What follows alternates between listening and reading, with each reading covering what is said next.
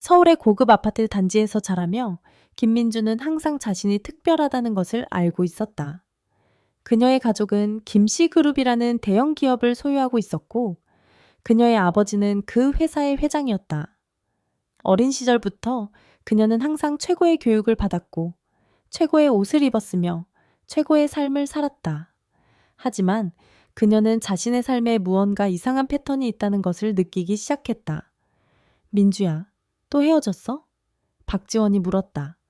지원은 민주의 대학 시절부터 친구이자 현재 룸메이트였다. 민주는 한숨을 쉬며 스마트폰을 내려놓았다. 응, 정확히 3개월째 되는 날이야. 이번이 벌써 3번째잖아. 지원이 놀라움을 감추지 못하며 말했다. 모두 똑같은 패턴으로 3개월 만남, 그리고 갑자기 연락 두절? 맞아. 이번에는 정석이 자기 개발에 시간이 필요하다며 문자를 보냈어. 그리고 인스타그램, 카카오톡 다 차단했어. 지원은 민주의 침대 끝에 앉으며 말했다. 농담이 아니라 혹시 너에게 저주가 내려진 건 아닐까? 민주는 웃지 않았다. 그녀는 마지막 3명의 남자친구가 정확히 같은 이유로 정확히 같은 시점에 그녀를 떠났다는 사실이 우연이라고 생각하지 않았다. 더 이상한 것은 매번 아버지의 반응이었다. 헤어질 때마다 아버지는 마치 안도하는 것처럼 보였다. 아버지께 말씀드렸어? 지원이 물었다.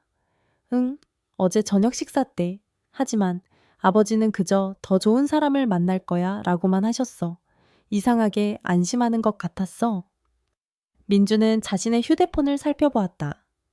모든 소셜미디어에서 정석에게 차단당한 상태였다. 그녀는 이것이 4번째 남자친구와도 일어날지 궁금했다. 다음 달 민주는 새로운 남자친구 강현우를 만났다. 이번에는 모든 만남과 대화를 일기에 자세히 기록했다. 그녀는 의도적으로 거리를 두는 연애 방식을 선택했고 현우가 그녀를 추구하도록 했다. 3개월이 다가올 때 민주는 초조해지기 시작했다. 그리고 예상대로 그날이 왔다. 그들의 3개월 기념일에 현우는 갑자기 자기 개발에 집중하고 싶다다는 메시지를 보냈다. 그리고 모든 연락처에서 그녀를 차단했다. 다음 주 그는 대학을 옮겼다. 5번째 남자친구 윤태호를 만날 때 민주는 극단적인 변화를 시도했다. 갈색 머리를 금발로 염색하고 완전히 새로운 옷장을 구비했다. 심지어 화장 스타일도 바꿨다. 하지만 3개월 기념일 피크닉 중간에 태호는 전화를 받고 얼굴이 창백해졌다. 미안해, 내가 자기 개발이 필요해. 넌 나에게 맞는 사람이 아니야. 그는 마치 대사를 외운 것처럼 말했다. 월요일이 되자. 태호의 친구들은 민주를 보면 길을 건너 피했다. 한 친구는 그녀를 보고 진심으로 놀란 표정으로 문제를 원하지 않는다고 중얼거렸다. 1년 후 민주는 다시 데이트를 시작할 준비가 되었다. 이번에는 박상민과 만나면서 얘 육체적 관계를 맺지 않았고 가족이나 친구들에게 그를 소개하지도 않았다. 그녀는 신비로운 여자 이미지를 유지하며 모든 것을 표면적으로만 유지했다. 그러나 정확히 3개월이 지났을 때 그들이 영화를 보기로 한 날 상민은 자기 개발이 필요하다는 문자를 보냈다. 3일 내에 그는 대학에서 사라졌다. 어머니에게 울며 이야기했을 때 그녀는 그저 민주의 어깨를 토닥이며 때가 되면 올바른 사람이 올 거야 라고 말했다. 28세가 된 민주는 9번째 남자친구 서진석과 데이트 중이었다. 그때 그녀의 첫 번째 남자친구였던 이준호가 들어오는 것을 보았다. 준호는 민주가 진석과 함께 있는 것을 보고 충격을 받은 표정이었다. 그는 천천히 다가왔다. 정말 널 사랑했어. 그는 진석을 쳐다보지도 않고 조용히 말했다. 그런데 왜 떠났어? 민주는 몇 년 동안 묻고 싶었던 질문을 했다. 준호는 대답하기 시작했다. 나 때문이 아니었어. 내 아버. 그는 갑자기 말을 멈추고 얼굴이 하얗게 변해 가게를 뛰쳐나갔다. 진석이 그가 누구냐고 물었지만 민주는 그저 어깨를 으쓱했다. 진석이 그녀와 헤어진 후 민주는 더 깊이 파고들기로 했다. 그녀는 심리치료사를 찾아가 자신의 문제가 아버지 콤플렉스인지 물었다. 하지만 치료사는 그녀가 정신적으로 완전히 건강하다고 확신시켰다.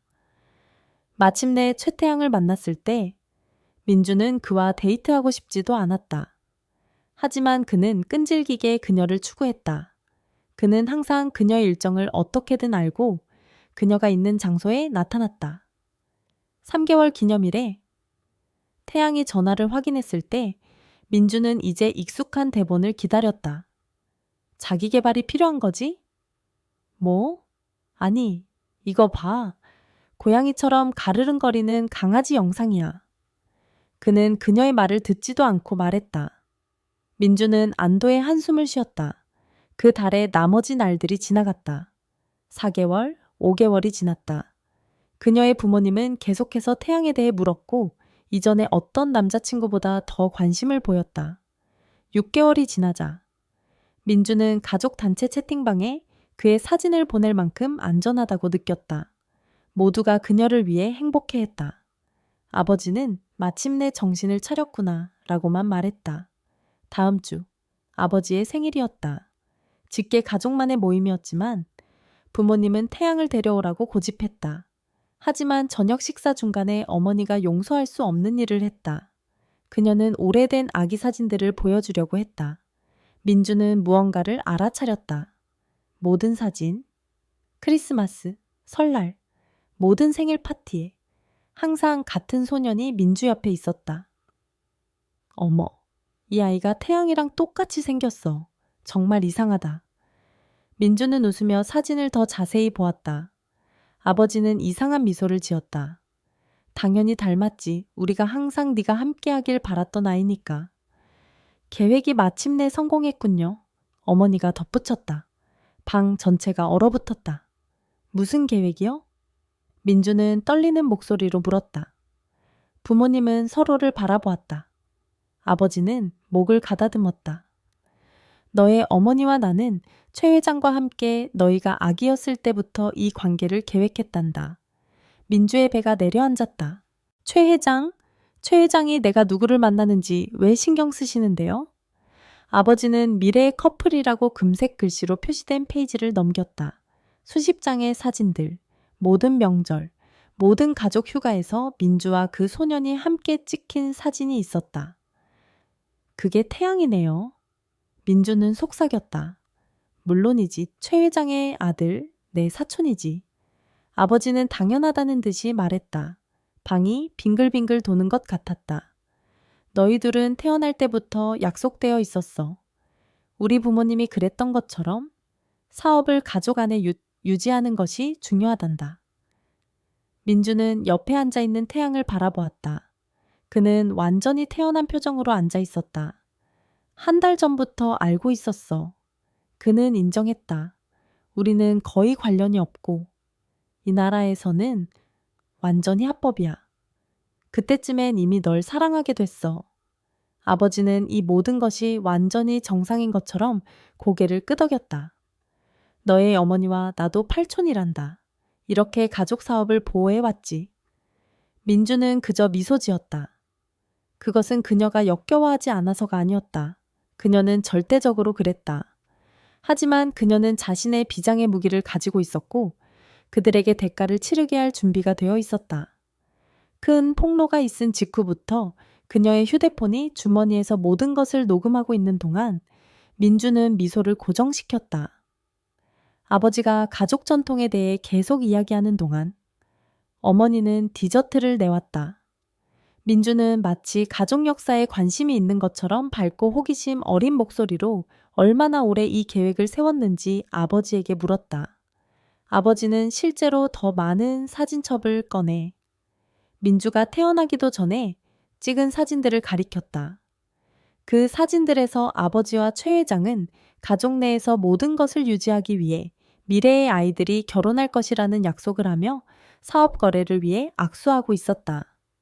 어머니도 민주와 태양의 이름이 모두 양이라는 한자를 공유하도록 어떻게 선택했는지에 대해 이야기했다. 민주는 휴대폰이 모든 말을 확실히 잡을 수 있도록 더 가까이 기대었다. 태양은 마치 이 모든 것이 완전히 정상인 것처럼 케이크를 먹으며 앉아 있었다.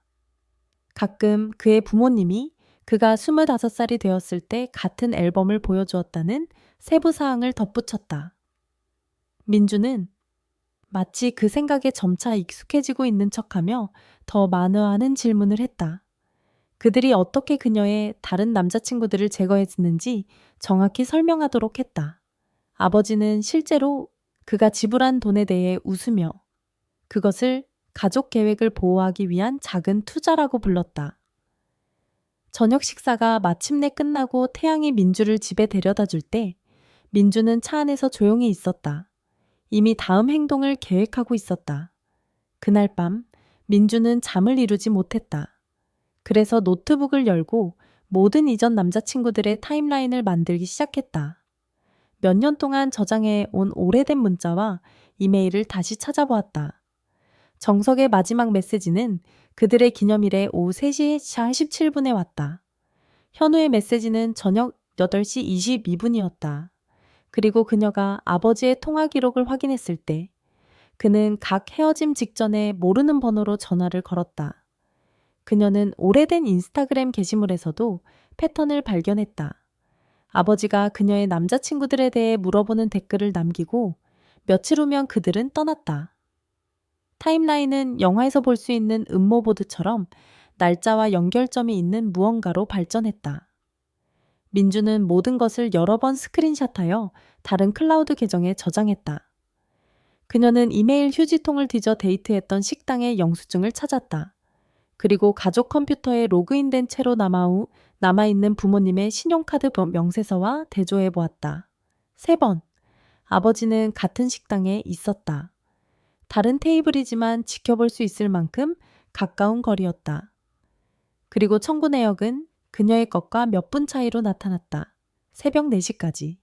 그녀는 이것이 우연이 아니라는 충분한 증거를 가지고 있었다. 그리고 그녀는 그것을 모두 여러 USB 드라이브에 저장하여 아파트 곳곳에 숨겼다.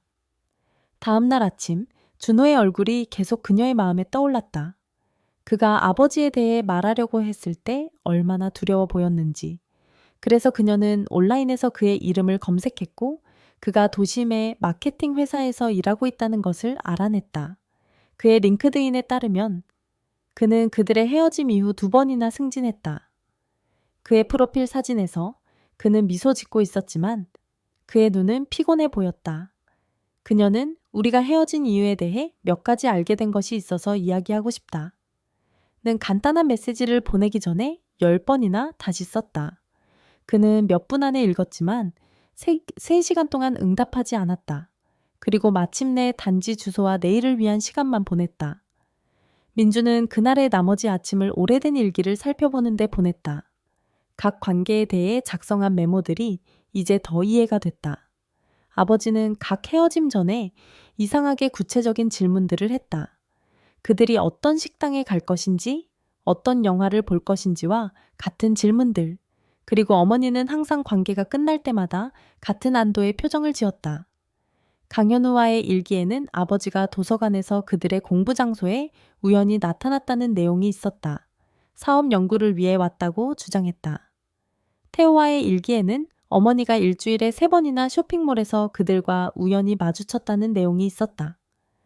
그녀가 무시했던 모든 위험 신호가 그녀 자신의 필체로 거기에 있었다. 민주는 모든 페이지를 사진으로 찍었다. 그녀는 태양의 페이스북과 인스타그램을 열어 몇 년 동안 그의 활동을 스크롤했다. 그가 대학 때부터 그녀의 게시물에 좋아요를 누르고 있다는 사실을 발견했을 때 그녀의 배가 뒤틀렸다. 5년 전 사진의 댓글. 그녀가 게시한 모든 주요 생활 업데이트에 항상 친근하지만 끈질긴 반응.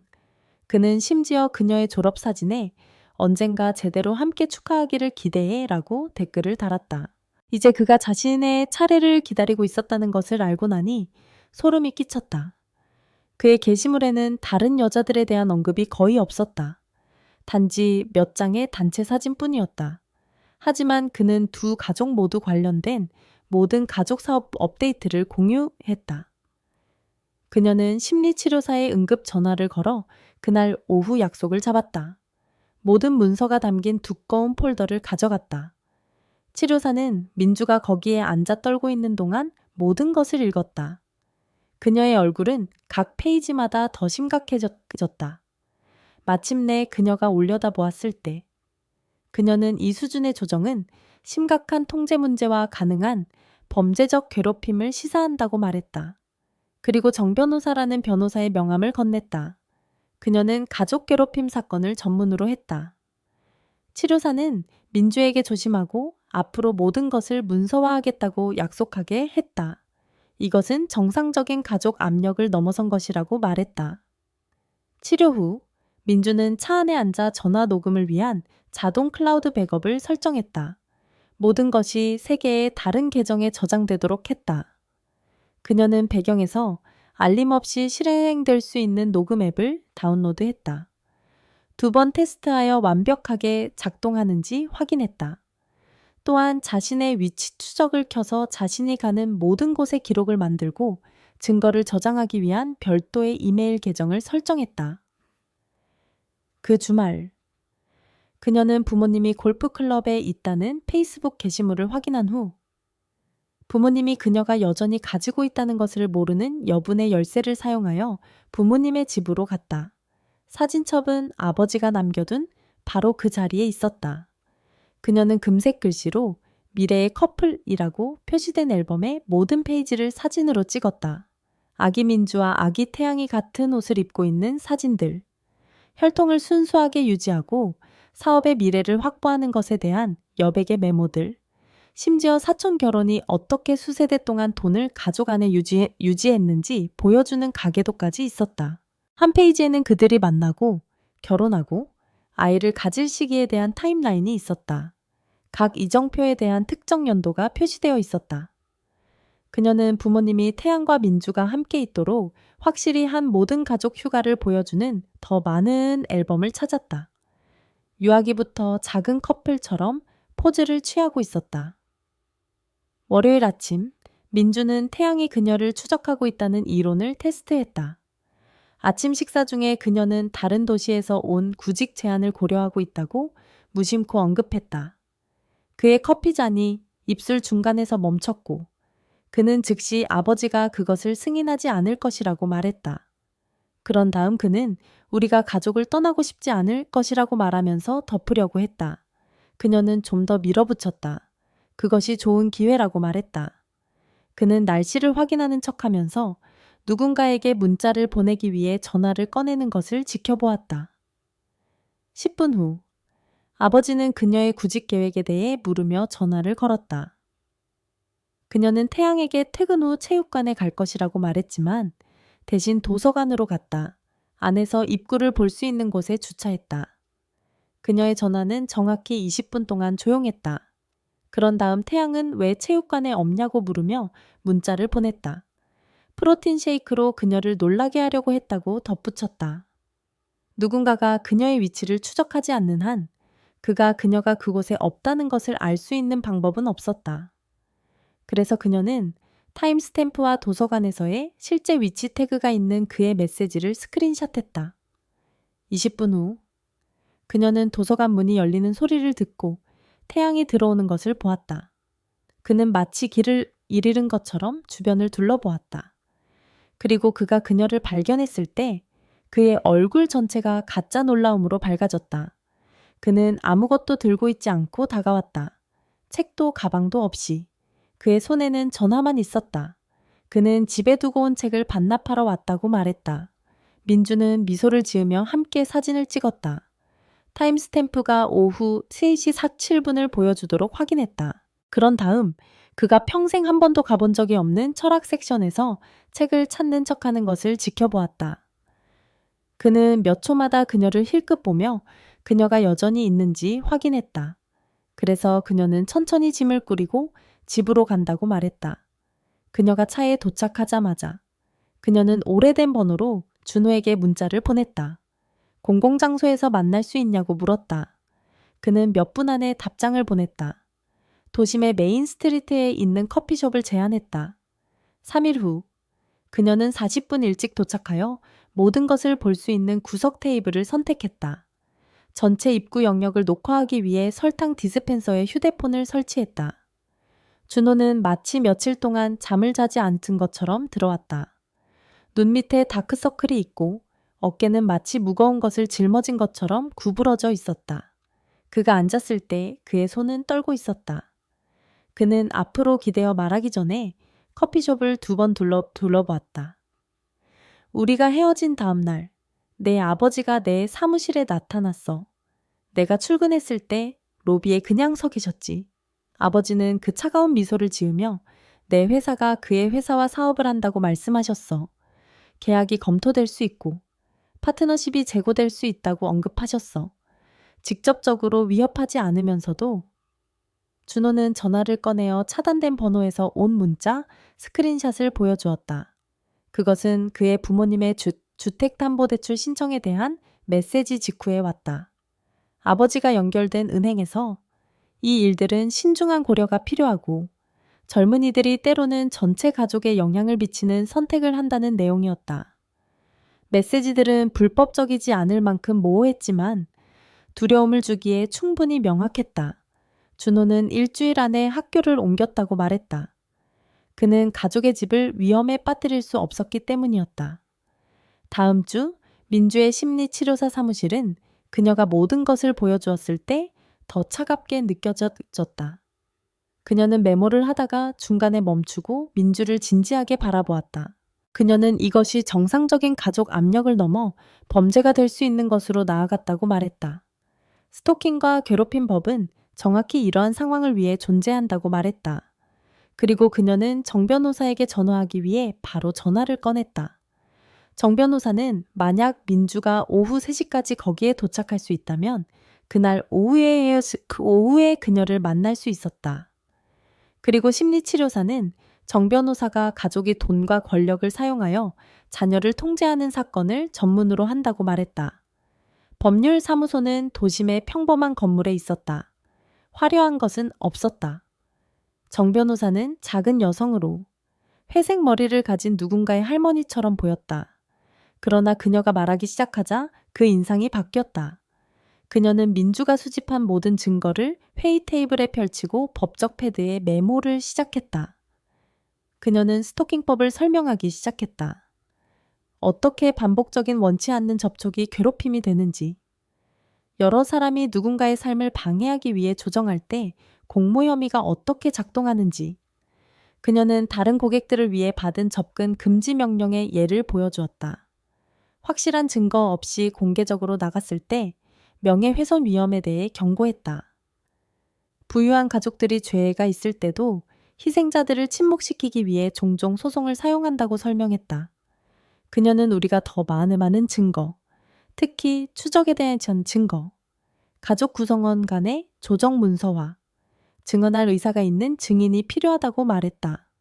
그날 밤 민주는 대학에서 모두의 노트북과 잃어버린 데이터를 복구하는 것을 도왔던 한 준호의 친구에게 전화를 걸어 추적 소프트웨어가 있는지 장치를 확인해 줄 수 있는지 물었다. 그는 다음날 케이블과 스캐너가 가득 찬 가방을 가지고 왔다. 그는 먼저 그녀의 전화로 시작했다. 시스템 폴더에 숨겨진 3가지 다른 추적 앱을 찾았다. 그런 다음 몇 년 전에 설치된 키로거가 발견된 그녀의 노트북으로 이동했다. 그녀의 채는 범퍼 아래에 그곳에 속한 것처럼 보이는 GPS 트래커가 있었다. 전문가급 물건이었다. 수천 달러의 비용이 들었을 것이다. 그는 스크린샷과 사진으로 모든 것을 문서화했다. 그가 그녀의 구글 계정 설정을 살펴보고 있을 때 그는 멈추고 화면을 응시했다. 그런 다음 노트북을 그녀 쪽으로 돌려 그녀의 캘린더가 그녀가 인식하지 못하는 이메일 주소와 공유되었음을 보여주었다. 이메일은 아버지의 회사 도메인에 연결되어 있었지만 일반적인 이름 뒤에 숨겨져 있었다. 그리고 공유 기록을 확인했을 때 그것은 6년 전으로 거슬러 올라갔다. 그녀가 캘린더에 입력한 모든 약속, 모든 수업 일정, 모든 데이트가 그 계정을 가진 사람에게 보였다. 그는 캘린더에 접근한 기록을 보여주었다. 수백 번, 항상 태양이 우연히 나타나기 직전에 그 주말, 민주는 부모님 집에 갔을 때 어머니가 저녁을 만들고 있었다. 그녀는 최근에 개인정보 보호에 대해 생각하고 있었다고 무심코 언급하려고 했다. 새 전화번호를 얻고 내 정보에 더 주의를 기울이는 것에 대해 어머니는 웃으며 주걱을 흔들었다. 개인정보 보호는 가족을 분리하는 현대적인 발명품이라고 말했다. 그녀의 세대에서는 모두가 서로의 일을 알고 있었고 그렇게 서로를 안전하게 지켰다고 했다. 그녀는 실제로 정확히 그 말을 사용했다. 그것은 너의 안전을 위한 거야. 마치 대본을 읽는 것처럼. 다음 날, 삼촌과 숙모집에서의 저녁 식사 초대가 태양을 통해 왔다. 민주는 즉시 수락했다. 전화가 완전히 충전되어 있고 떠나기 전에 녹음 앱을 2번 테스트했는지 확인했다. 그곳으로 가는 전체 운전 중 태양은 그의 부모님이 얼마나 흥분했는지, 그들이 얼마나 오랫동안 이것을 기다려왔는지에 대해 계속 이야기했다. 민주는 그저 고개를 끄덕이고 미소를 지었다. 그녀의 전화는 주머니에서 모든 것을 녹음하고 있었다. 그들의 집은 그녀가 기억하는 것보다 더 컸다. 그들은 마치 특별한 행사인 것처럼 좋은 도자기로 식당 테이블을 차렸다. 촛불이 곳곳에 있었다. 삼촌은 가족 의무, 혈통, 돈과 권력을 집중시키는 것이 얼마나 중요한지, 그녀가 그러한 중요한 역할에 선택되어 얼마나 감사해야 하는지에 대해 이야기하면서 계속해서 그녀의 와인잔을 채웠다. 숙모는 고개를 끄덕이며 그들이 가질 아기들, 그들이 이미 이름을 골랐다는 것, 어떤 학교에 다닐지 계획했다는 것에 대한 댓글을 덧붙였다. 그리고 그들 중 누구도 그들이 얼마나 미친 소리를 하는지 알아차리지 못하는 것 같았다. 그들은 전체 타임라인을 계획했다. 그들이 언제 결혼할지, 내가 언제 일을 그만두고 가족에 집중할지, 우리가 언제 사업의 일부를 인수할지, 그리고 그들은 내가 그들이 쓰고 있는 이야기의 캐릭터인 것처럼 내 삶에 대해 논의했다. 대학 상담사는 대학 근처의 스타벅스에서 민주를 만나기로 동의했다. 그리고 그녀는 내내 긴장된 모습이었다. 마치 누군가가 지켜보고 있을지도 모른다는 듯이 계속해서 어깨 너머를 확인했다. 그녀는 공식적으로 아무것도 말할 수 없었다. 법적 책임 등. 하지만 그녀는 특정 행정 결정과 학교 기부의 시기를 살펴보라고 제안했다. 그녀는 기부 가족들이 때때로 학생 전학에 대해 특이한 영향력을 가진다고 언급했다. 큰 금액이 관련될 때 서류 작업이 신속히 처리될 수 있다는 것.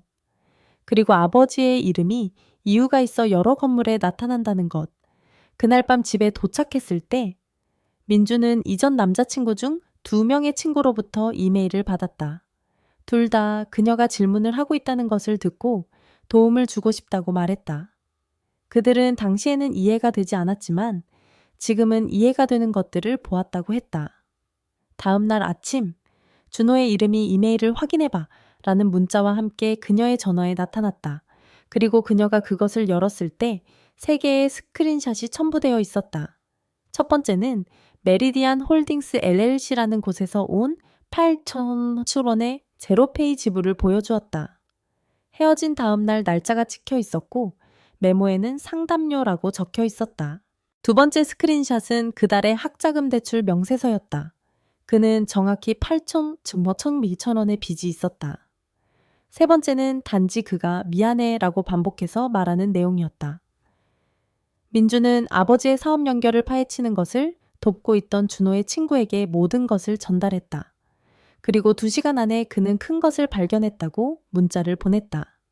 그들은 도심의 한 커피숍에서 만났다. 그는 노트북을 열고 메리디안 홀딩스 LLC가 표시된 국가사업 등록부 웹사이트를 보여주었다. 등록된 대리인은 아버지가 모든 기업 거래에 사용하는 동일한 법률 사무소로 나열되어 있었다. 그리고 그가 법률 사무소의 웹사이트를 클릭했을 때 파트너 페이지에는 아버지의 웃는 얼굴이 가장 큰 고객으로 나열되어 있었다. 그는 유사한 일반적인 이름을 가진 5개의 더 많은 LLC를 추적했다. 모두 동일한 법률 회사를 통해 등록되었고 모두 민주의 다양한 헤어짐 며칠 내에 생성되었다. 준호의 친구는 공공기록의 사본을 만들고 만약을 대비하여 여러 클라우드 계정에 저장하는 동안 그녀는 전화로 모든 것의 사진을 찍었다. 그 주말 민주는 감시가 얼마나 깊은지 테스트하기로 결정했다.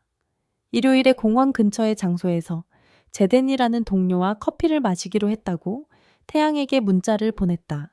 실제로 제덴이라는 동료는 없었지만 그녀는 어쨌든 커피숍에서 기다렸다. 테이블에서 비디오를 녹화하는 전화기를 켰다. 예상대로 태양에게 문자를 보낸 지 3분 후 부모님이 들어왔다. 마치 그곳에서 그녀를 보고 놀란 것처럼 주변을 둘러보았다. 어머니는 손을 흔들고 다가와 그녀가 혼자 거기서 무엇을 하고 있는지 물었다. 민주는 직장에서 누군가를 기다리고 있다고 말했다. 아버지는 계속해서 전화를 확인하고 문을 쳐다보는 동안 어머니는 날씨에 대해 가벼운 대화를 나누고 민주가 대신 그들과 합류하기를 원하는지 물었다. 민주는 고맙지만 괜찮다고 말했다. 그리고 부모님이 민주의 테이블을 완벽하게 볼 수 있는 테이블에 앉는 동안 계속 녹화했다. 아버지는 입구를 지켜볼 수 있는 위치를 잡았다. 그들은 45분 동안 같은 음료를 홀짝이며 있었다. 마침내 민주가 떠났을 때 그녀는 아버지가 그녀가 나갈 때 누군가에게 문자를 보내는 것을 볼 수 있었다. 월요일 아침 민주는 책상에 앉아 있을 때 접수원이 누군가가 그녀를 위한 배달이 있다고 말했다. 그녀는 태양이 거대한 장미 꽃다발을 들고 서 있는 것을 발견했다. 그는 미소를 지으며 말했다. 아버지께서 네가 그의 전화를 받지 않아서 걱정하고 계신다고 하셨어. 이상한 것은 지난 3일 동안 아버지의 전화를 무시하고 있다는 것을 아무에게도 말하지 않았다는 것이었다. 그녀는 꽃을 받고 차갑게 감사를 표했다. 그런 다음 곧바로 자신의 책상으로 돌아가 그녀가 만들고 있는 파일의 모든 것을 문서화했다. 퇴근 후 그녀는 정 변호사의 사무실로 운전해 갔다. 그곳에서 변호사는 그녀가 지금까지 수집한 모든 것을 검토했다. 인쇄물을 회의 테이블에 펼치고 법적 패드에 메모를 작성했다. 그녀는 우리가 확실히 괴롭힘 접근 금지 명령에 대한 충분한 증거를 가지고 있다고 설명했다. 그러나 명예훼손 소송이 진실을 말할 때조차도 방어하기에 비용이 많이 든다고 경고했다. 그녀는 법적 조치를 취하기 전에 여러 증인과 문서화된 증거가 있는 철저한 사건을 구축하는 데 집중할 것을 제안했다. 왜냐하면 우리가 어떤 것이든 제출하면 상황이 빠르게 악화될 것이기 때문이었다. 준호는 다음날 그녀를 만나는 데 동의했다. 아버지의 위협에 대한 공증된 진술서에 서명했다. 비록 그는 아버지가 그의 경력에 무엇을 할지 진심으로 두려워했기 때문에 공개 절차에서 그의 이름이 기밀로 유지될 것을 주장했다. 그 후에 정 변호사의 대기실에 앉아 있는 동안 민주의 전화가 그녀가 인식하지 못하는 누군가로부터의 페이스북 메시지로 울렸다. 5번째 남자친구 태호의 친구였다. 그는 그녀가 당시 무슨 일이 있었는지에 대해 질문하고 있다는 것을 들었다고 했다. 그는 왜 갑자기 모두가 그녀를 피했는지에 대한 진실을 알려주고 싶다고 했다. 그는 헤어진 직후의 그룹 채팅 스크린샷을 보냈다. 그곳에서 누군가가 그녀가 불안정하고 위험하다는 소문을 퍼뜨리고 있었다. 그리고 사람들에게 그들 자신의 안전을 위해 그녀를 멀리하라고 경고하고 있었다. 메시지는 그녀가 스크롤을 할수록 더 나빠졌다. 그녀가 그녀의 전 남자친구와 그의 가족을 위협했다고 주장했다. 그녀가 정신건강 문제가 있다고. 그녀가 집착적이고 그를 내버려두지 않을 것이라고. 그중 어떤 것도 사실이 아니었다. 소문을 퍼뜨린 사람은 가짜 계정을 사용하고 있었다. 하지만 그들은 오직 그녀의 가족과 가까운 사람만이 알 수 있는 세부 사항을 알고 있었다. 그날 밤 민주는 잠을 이루지 못했다. 그래서 그녀는 다른 놀라움이 있는지 확인하기 위해 그녀의 신용보고서를 확인하기로 결정했다. 그리고 그녀가 발견한 것은 그녀를 아프게 했다. 그녀가 16살 때 개설된 3개의 신용카드, 18살 때의 2개의 상점카드, 그리고 그녀가 21살 때의 신용 한도가 있었다. 모두 그녀의 부모를 완전한 접근 권한이 있는 승인된 사용자로 보여주었다. 파일에 있는 주소에는 그녀가 한 번도 살아본 적이 없는 재산이 포함되어 있었다. 그리고 지출 패턴은 그녀가 한 번도 하지 않은 수천만 원의 청구를 보여주었다. 패턴은 10년 이상 거슬러 올라갔다. 그녀의 부모는 그녀가 심지어 존재하는지도 몰랐던 계정을 통해 완전한 재정적 통제를 유지하고 있었다. 이틀 후, 어머니가 집에서 만든 음식 용기와 그녀가 즉시 열어보라고 주장하는 선물 가방을 들고 예고 없이 민주의 아파트에 나타났다. 안에는 그녀가 어린 시절 사진에서 인식한 은팔찌가 있었다. 어머니는 그것이 수세대 동안 가족에게 있었으며 전통을 위해 그녀가 그것을 착용해야 한다고 말했다. 그녀는 민주가 항의할 수 있기 전에 그것을 그녀의 손목에 채웠다. 가족 전통이 얼마나 중요한지, 그녀가 가족 내에서 그녀의 위치를 마침내 이해하고 있다는 것을 얼마나 자랑스러워하는지에 대해 계속 이야기했다. 팔찌는 무겁고 잘못된 느낌이 들었다. 하지만 민주는 미소를 짓고 그녀에게 감사를 표했다. 정신적으로 이 방문을 그녀의 문서화에 추가하면서 그녀는 도시 건너편의 한 식당에서 정피루 기자를 만났다. 그녀는 민주의 이야기를 듣고 그녀가 가져온 증거를 검토했다. 필기하고 날짜와 이름에 대한 추가 질문을 했다. 그녀는 그녀가 확실히 관심이 있지만 기록에 나설 의향이 있는 더 많은 출처가 필요할 것이라고 설명했다. 그리고 패턴의 간섭을 확인할 수 있는지 보기 위해 더 많은 그녀의 전 남자친구들에게 연락해 볼 것을 제안했다. 다음 날 아침, 민주의 전화가 태양으로부터의 문자로 울렸다. 그리고 그녀가 그것을 열었을 때 그녀의 피가 차가워졌다. 왜냐하면 그것은 어디 있어, 자기? 라는 캡션과 함께 세 번째 스트리트의 커피숍 밖에 서 있는 그의 사진이었기 때문이다.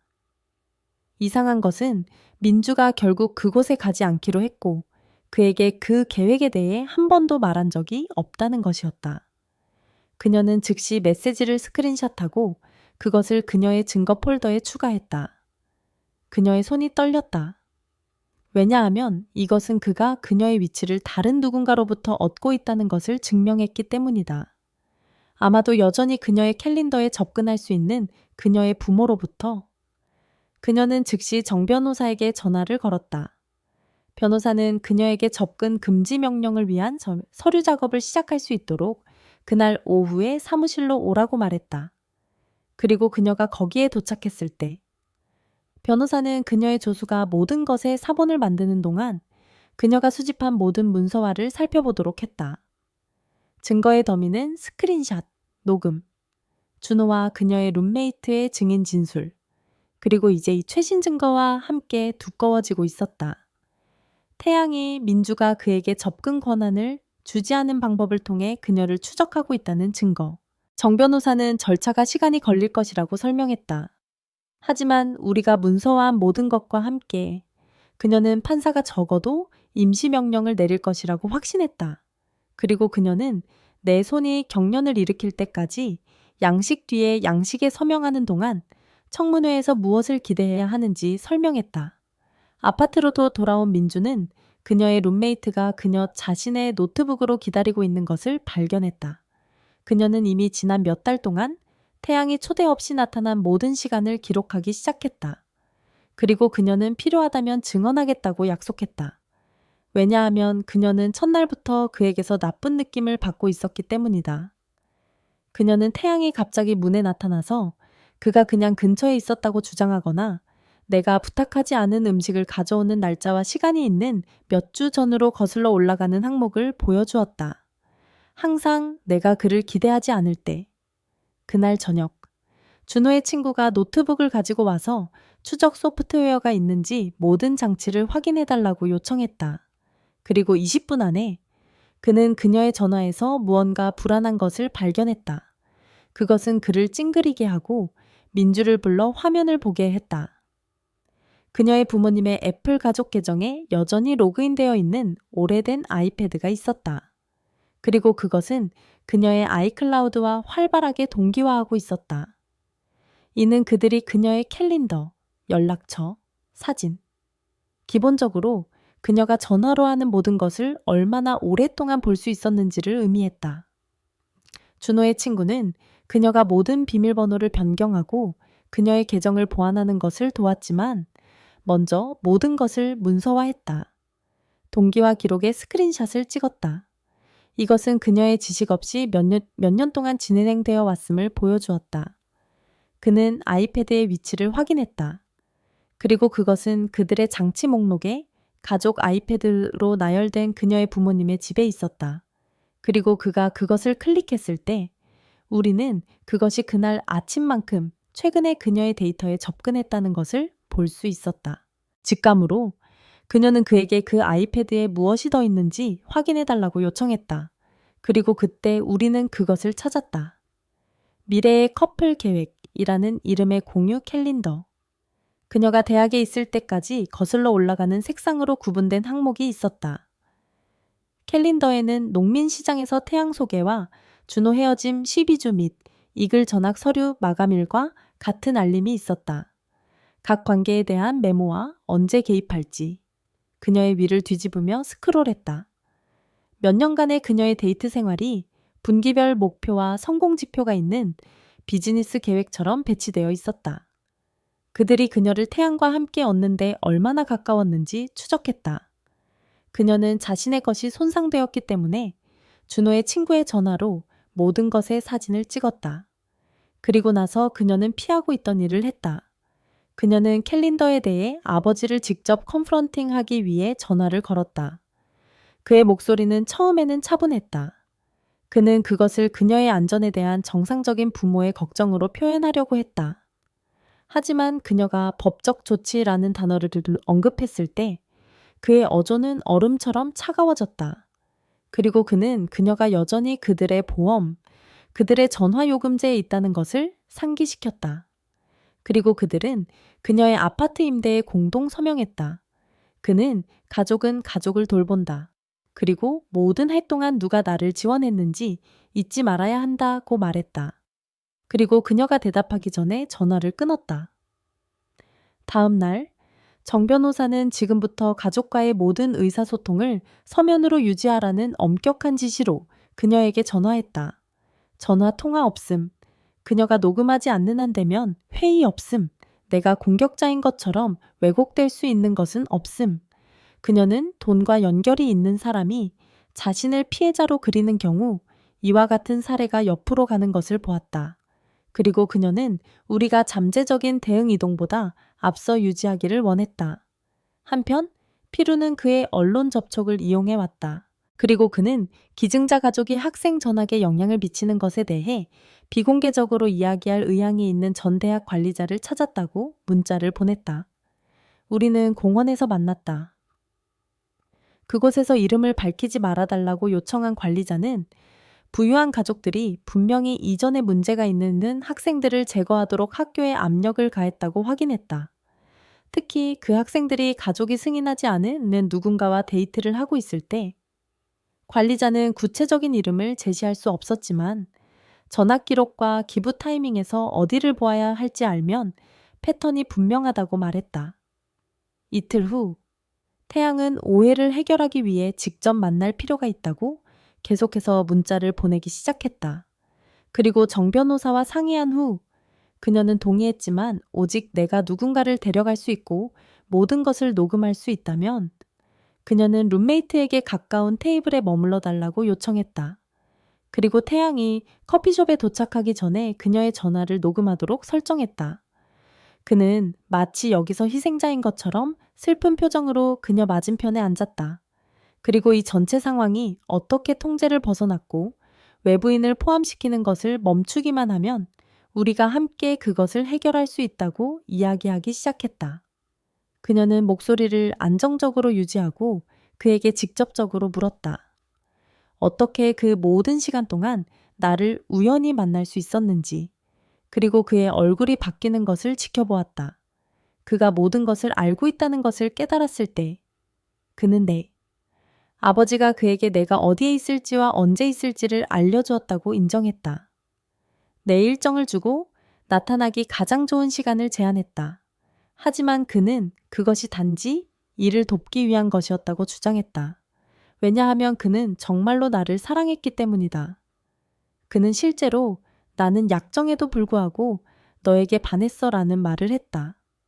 마치 스토킹과 조작이 로맨틱한 것처럼 몇 달 동안 내 프라이버시를 침해하는 것이 범죄가 아니라 범죄인 것처럼 이것이 왜 잘못되었는지 볼 수 없는 그의 무능력, 우리는 함께 있도록 운명 지어졌고 가족은 단지 그것을 따라가도록 도왔다고 계속해서 말하는 방법은 이 질병이 우리 가족 모두에게 얼마나 깊은지, 그리고 내가 지금 빠져나가는 것이 얼마나 다행인지를 깨닫게 했다. 태양과의 커피숍 미팅에서 집에 오자마자 민주의 전화기가 울리기 시작했다. 어머니의 사진이 5번째 전화에 응답할 때까지 화면을 계속해서 밝히고 있었다. 그녀는 처음에는 거의 이해할 수 없을 정도로 심하게 울고 있었다. 단지 공개적으로 나간다면 가족이 세운 모든 것이 파괴될 것이라는 것, 그들의 평판이 망가질 것이라는 것, 비즈니스 파트너들이 빠져나가 우리를 아무것도 없이 내버려 둘 것이라는 것에 대한 조각들만 잡을 수 있었다. 민주는 소파에 앉아 노트북에서 모든 것을 녹음하면서 그녀가 이것을 개인적으로 처리하고 가족 이름에 대해 생각하고 그들이 그녀를 위해 한 모든 것을 기억하라는 각 필사적인 호소와 함께 튀는 소리, 파동을 지켜보며 유산과 전통과 가족의 명예에 대해 흐느끼는 것을 들었다. 눈물은 충분히 진짜처럼 들렸다. 하지만 그녀가 우리가 단지 우리 사이에 무언가를 해결할 수 있다고 말했을 때 나는 그것이 여전히 그들이 나에게 한 일에 관한 것이 아니라 그들의 평판을 보호하는 것에 관한 것임을 알았다. 20분 동안 그녀가 울고 간청한 후 민주는 생각할 시간이 필요하다고 말하고 전화를 끊었다. 그런 다음 즉시 녹음을 정 변호사에게 전달했다. 정 변호사는 이것이 그들이 잘못을 인정하는 완벽한 증거라고 문자를 보냈다. 준호는 1시간 후에 민주의 손을 떨게 만든 또 다른 스크린샷과 함께 메시지를 보냈다. 같은 LLC로부터의 제로페이지불, 재량에 대한 감사라고 실제로 말하는 메모줄이 있었다. 헤어진 주 후에 날짜가 찍혀 있었다. 금액은 1,000원, 예상보다 훨씬 더 많았다. 그리고 스크린샷을 확대했을 때 지불이 내가 자라면서 본 아버지의 사업 수표에 있는 것과 같은 숫자로 끝나는 계정에서 왔다는 것을 볼 수 있었다. 그녀는 즉시 그것을 정 변호사에게 보냈다. 변호사는 즉시 전화를 걸어 이것이 우리가 필요로 했던 결정적인 증거라고 말했다. 아버지가 나와 헤어지는 사람들에게 조용히 있으라고 돈을 지불하고 있다는 실제 서면 증거. 한편 준호의 친구는 아침 내내 공공기록을 파헤치고 있었다. 그리고 그는 LLC에 등록된 대리인을 찾았다고 문자를 보냈다. 그리고 물론 그것은 아버지의 모든 기업 일을 처리하는 정확히 같은 법률 사무소였다. 도심의 큰 건물에 그들의 이름이 있는 사무소. 그는 아버지가 이 지불을 하는 회사를 통제했다는 연결이 찾아볼 곳을 알고 있는 사람이라면 누구나 볼 수 있는 흑백으로 거기에 있음을 보여주는 국가 제출 문서에 스크린샷을 보냈다. 완전히 부정할 수 없는 증거. 그녀는 그날의 나머지 시간을 접근 금지 명령 제출을 위한 거대한 폴더로 모든 것을 정리하는 데 보냈다. 모든 스크린샷, 모든 녹음 기록, 준호와 룸메이트, 그리고 심지어 태호의 겁에 질린 친구로부터의 모든 증인 진술을 인쇄했다. 그녀가 끝냈을 때 종이 더미는 거의 5cm 두께였다. 정 변호사의 사무실로 가져가기 위해 양손이 필요할 정도로 무거웠다. 또 무거웠다. 그곳에서 변호사는 그녀가 보충 제출 양식을 작성하는 것을 도왔다. 3일 후, 배달원이 하틀리 브레넌 앤 어소시에이츠, 아버지의 법률사무소에서 온 공식적인 모양의 봉투를 들고 민주의 아파트에 나타났다. 그것은 그녀가 가족에 대한 괴롭힘, 명예 훼손, 고의적인 정서적 고통 유발로 고소하는 중지 및 중단 편지를 담고 있었다. 편지는 그녀가 그들이 거짓되고 악의적인 주장이라고 부르는 것을 퍼뜨리는 것을 계속한다면 법적 조치를 위협했다. 그리고 가족의 사적인 문제에 대해 제3자에게 한 진술을 철회할 것을 요구했다. 정 변호사는 그녀가 그것을 전달했을 때 웃었다. 그것은 실제로 그들이 걱정하고 있음을 보여주는 고전적인 위협 전술이라고 말했다. 왜냐하면 그들이 정말로 이길 수 있다고 생각했다면 그들은 그것을 위협하는 대신 그냥 소송을 제기했을 것이기 때문이다. 그녀는 이틀 동안 스토킹, 괴롭힘, 사기 공모, 개인정보 권리, 침해에 대한 잠재적인 형사, 고발을 명시한 모든 그들의 요구를 거부하는 응답을 만드는 데 보냈다. 그들이 나를 침묵시키기 위해 소송을 사용하려고 한다면 그들이 내 법적 비용을 지불하게 할 주의 anti-SLAPP 보호를 언급하는 것을 확인했다. 응답은 그것의 통제된 공격성에 아름다웠다. 전문적으로 그들에게 물러서라고 말하면서 그들이 이것을 밀어붙인다면 우리가 그들을 매장하기에 충분한 증거를 가지고 있다는 것을 분명히 했다. 정 변호사가 그 편지를 보낸 지 4일 후 민주는 식료품을 사려고 했을 때 직불카드가 거절되었다. 이는 자신의 프리랜서 일에서 막 급여를 받았기 때문에 말이 되지 않았다.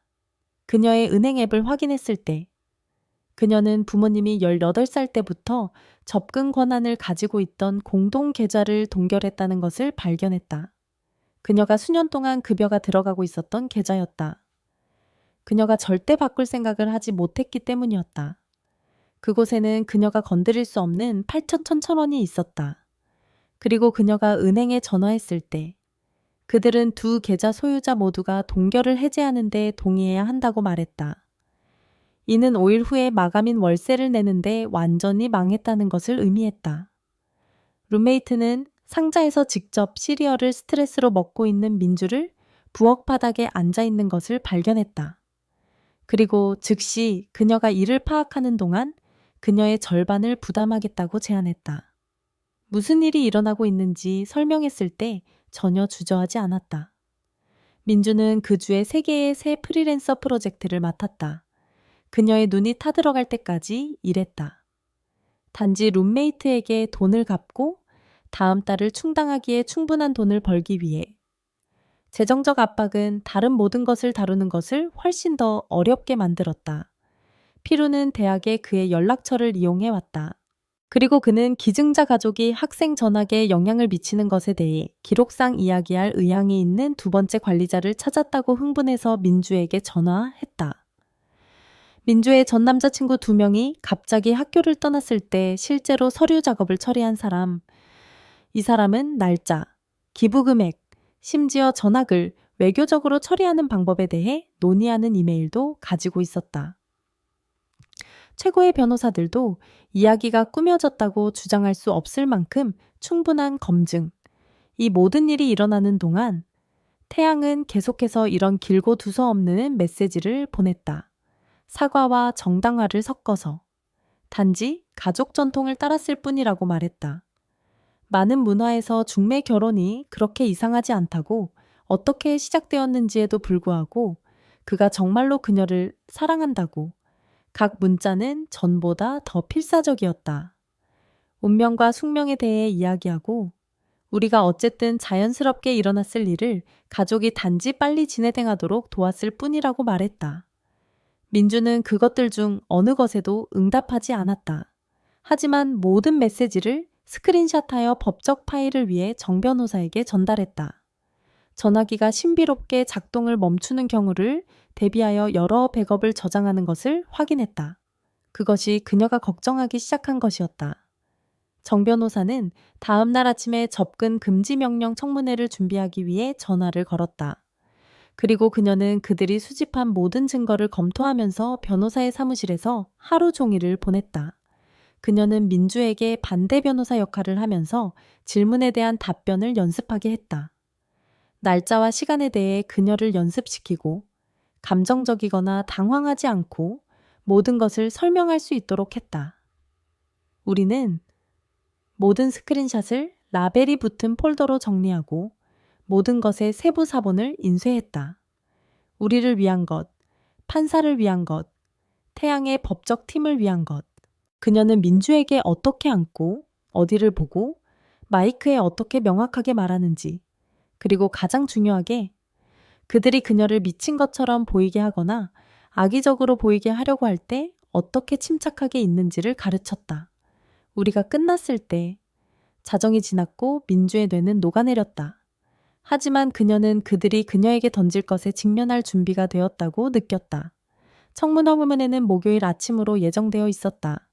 그리고 민주는 전날 밤에 거의 잠을 자지 않았다. 머릿속으로 모든 것을 실행하고 그녀의 모든 증거가 순서대로 있는지 재확인했다. 그녀는 1시간 일찍 법원에 도착하여 다른 사람들이 그들 자신의 싸움을 위해 들어가는 것을 지켜보면서 차 안에 앉아 호흡 운동을 연습했다. 그녀가 마침내 안으로 들어갔을 때 태양은 이미 비싼 정장을 입은 2명의 변호사와 함께 있었다. 법정의 반대편에 앉아 완전히 눈 접촉을 피하고 있었다. 판사는 서류 작업을 훑어보며 우리 모두가 자리를 잡는 동안 피곤해 보이지만 날카로운 나이든 여성이었다. 정 변호사는 우리가 시작하기 전에 민주의 어깨를 꼭 쥐었다. 그리고 그녀는 증언대에 섰다. 맹세하기 위해 성경에 손을 올릴 때 약간 떨렸다. 그녀는 거의 1시간 동안 증언했다. 동기화된 캘린더. 준호의 친구가 발견한 추적 소프트웨어. 태양이 항상 그녀가 위치에 대해 거짓말을 했을 때조차도 그녀가 어디에 있는지 알고 있는 방법을 설명했다. 태양의 변호사는 계속해서 이의를 제기하기 위해 중단했다. 모든 것을 상황적이라고 부르고 내가 무언가 사악한 것으로 정상적인 가족 걱정을 오해하고 있다고 제안했다. 그는 실제로 약 6번 밀접한 가족역학이라는 구절을 사용했다. 스토킹을 사랑처럼 들리게 하려고 했다. 그가 그녀를 반대 신문했을 때 그는 태양이 추적 없이 그녀를 찾을 수 있었다고 주장하며 그녀가 위치를 태그한 소셜미디어 게시물을 불러왔다. 하지만 정 변호사는 이것을 위해 민주를 준비시켰다. 그리고 그녀는 자신이 일부러 아무것도 게시하지 않았을 때도 태양이 여전히 나타났던 시간을 침착하게 설명했다. 그녀가 전에 한 번도 가본 적이 없는 커피숍에서 마지막 순간에 공부하기로 결정했을 때처럼 판사는 자신의 질문을 시작했다. 특히 미래의 커플 계획이라는 제목의 공유. 캘린더에 관심이 있었다. 내 관계에 개입하는 것에 대한 알림과 함께. 준호의 공증된 진술서가 증거로 제출되었고 판사는 그것을 주의 깊게 읽었다. 아버지가 그에게 사라지도록 돈을 지불한 부분에서 그녀의 눈썹이 올라갔다. 그녀는 은행 기록을 살펴보았다.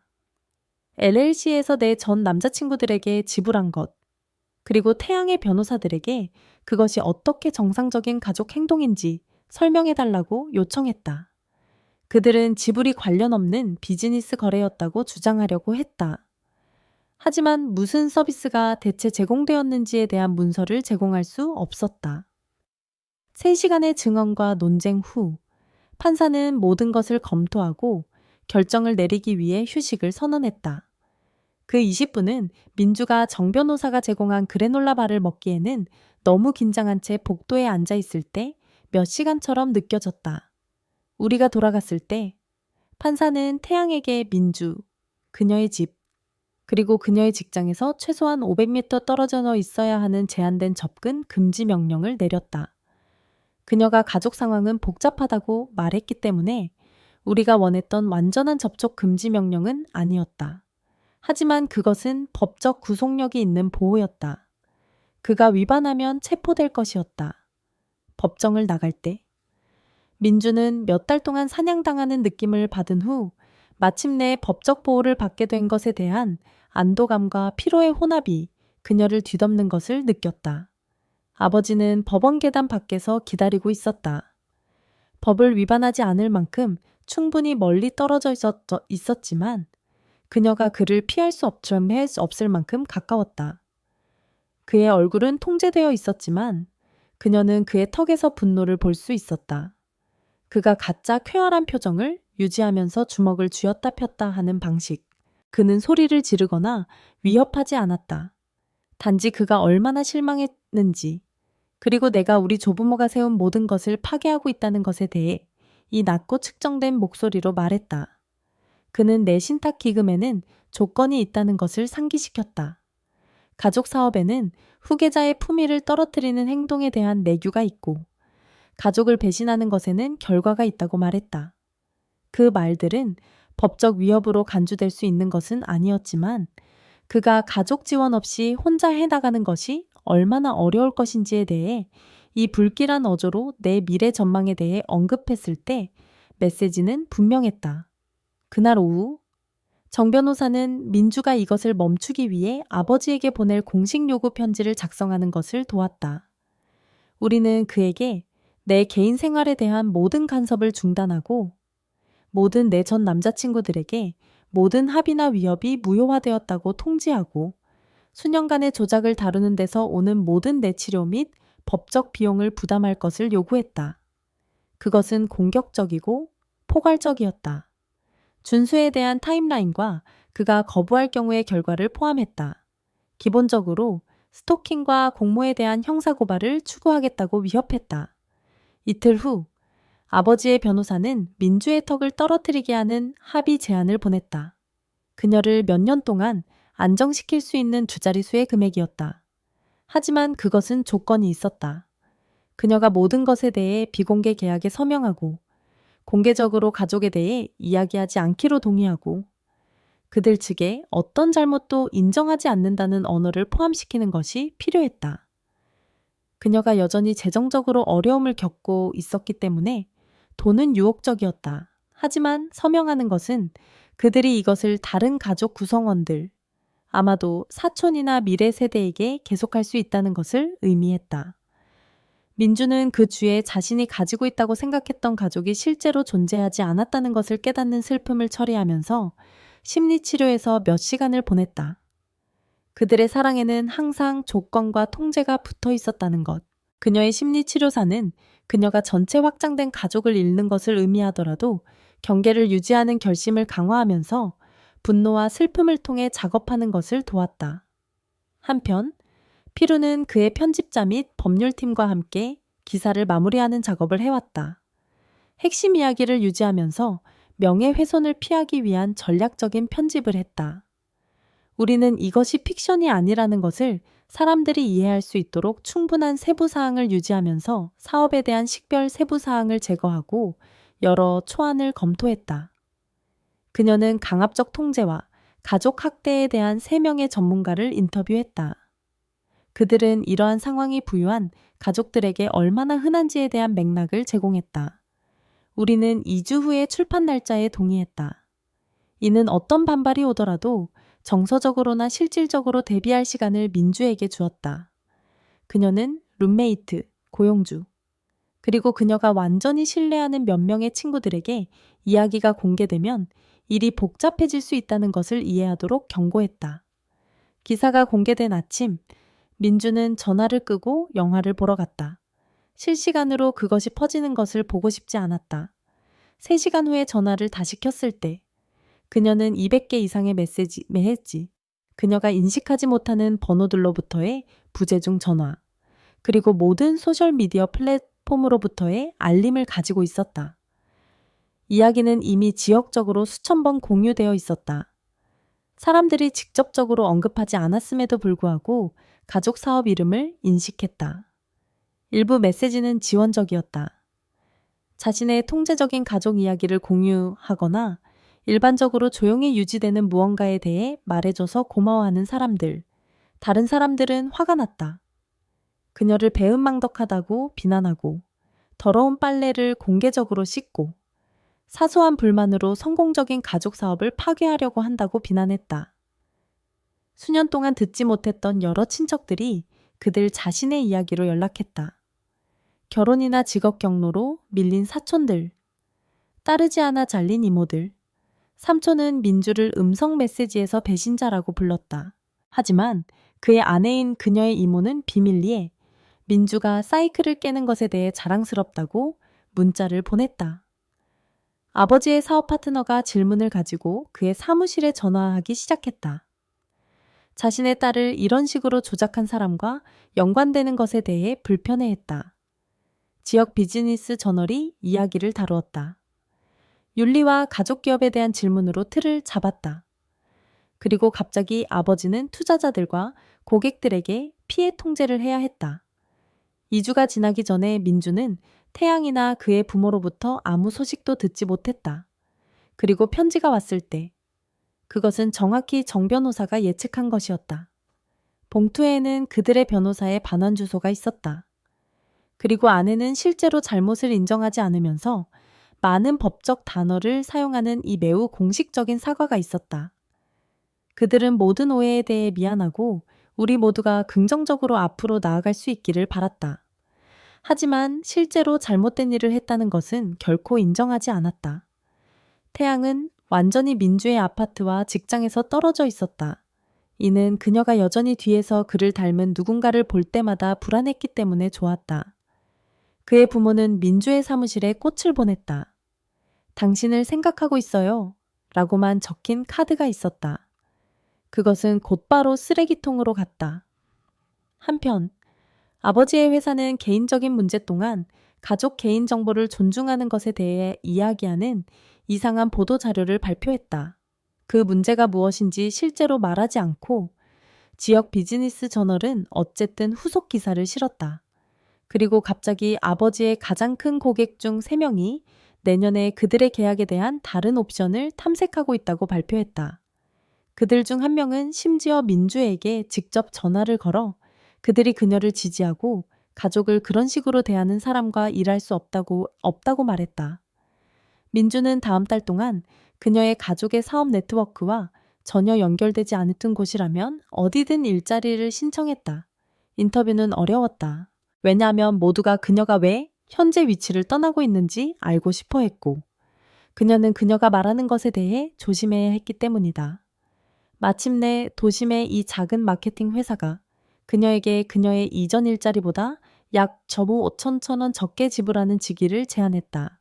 하지만 소유자는 그녀의 가족이 누구인지, 그녀의 가족 드라마에 대해 전혀 알지 못했다. 그리고 그것은 그녀가 잃게 될 모든 원을 가치 있게 만들었다.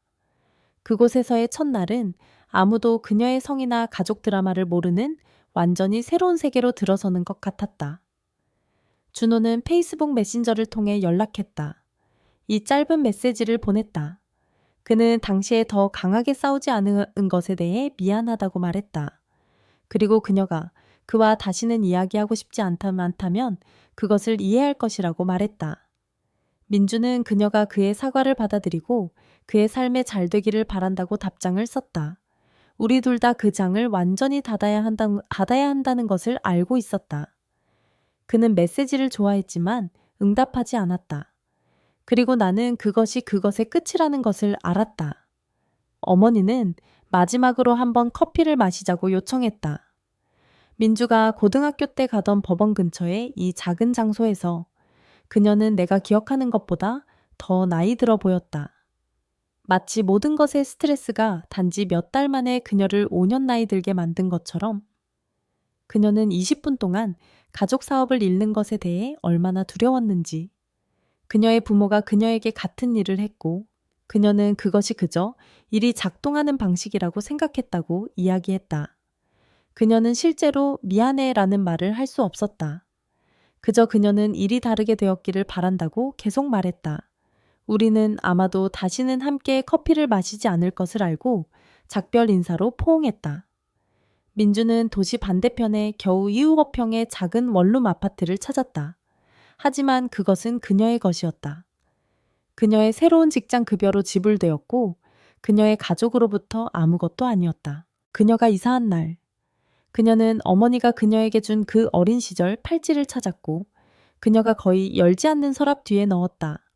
그것을 버리기에는 준비가 되지 않았지만 그것을 보고 싶지도 않았다. 그녀의 마지막 치료 세션은 대부분 그녀가 일어난 모든 일에 대해 이야기하는 동안 심리치료사가 듣고 메모를 하는 것이었다. 그녀는 그녀의 에이즈가 실제로 무엇이었다고 생각하는지 물었다. 그리고 민주는 그것이 복수나 그들을 파괴하는 것이 아니라 모든 것을 너무 철저하게 문서화하여 자신을 보호하고 아마도 비슷한 상황에 있는 다른 사람들을 돕는 것에 관한 것이라는 것을 깨달았다. 진실이 그녀의 가장 좋은 무기였다. 왜냐하면 그것은 그들이 논쟁할 수 없거나 돈으로 빠져나갈 수 없는 유일한 것이었기 때문이다. 그날 밤, 민주는 모든 것을 통해 그녀를 지원해온 친구들을 위한 그녀의 비공개 인스타그램에 간단한 업데이트를 게시했다. 그녀는 자신이 안전하고 가족의 조작으로부터 완전히 자유롭고 그들의 간섭 없이 실제로 자신이 누구인지 알아내기 위해 데이트를 장기간 쉬고 있다고 썼다. 그 말들을 게시하는 것은 마치 몇 년 만에 처음으로 실제 숨을 쉬는 것 같았다. 마치 그녀가 마침내 무대 뒤에서 줄을 당기는 사람 없이 그저 자신으로 존재하도록 허락받은 것처럼 거기에서 우리는 오늘 이야기를 마치겠습니다.